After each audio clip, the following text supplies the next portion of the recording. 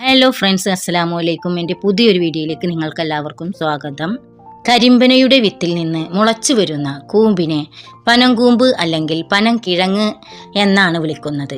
രുചികരമായ ഒന്നാണെന്ന് മാത്രമല്ല, ധാരാളം ഔഷധ ഗുണങ്ങളും ഇതിനുണ്ട്. പനംകൂമ്പിൻ്റെ പ്രധാന ഗുണങ്ങൾ.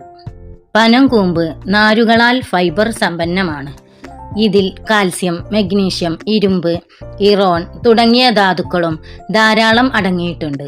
ഇത് ശരീരത്തിന് ആവശ്യമായ ഊർജം നൽകുന്നു. ഉയർന്ന അളവിൽ നാരുകൾ അടങ്ങിയിട്ടുള്ളതിനാൽ മലബന്ധം തടയാനും ദഹനപ്രക്രിയ മെച്ചപ്പെടുത്താനും ഇത് സഹായിക്കുന്നു. കുടലിലെ ആരോഗ്യത്തിന് ഇത് വളരെ നല്ലതാണ്. പ്രമേഹ രോഗികൾക്ക് പനംകൂമ്പ് കുറഞ്ഞ ഗ്ലൈസമിക് ഇൻഡെക്സ് ആണുള്ളത്.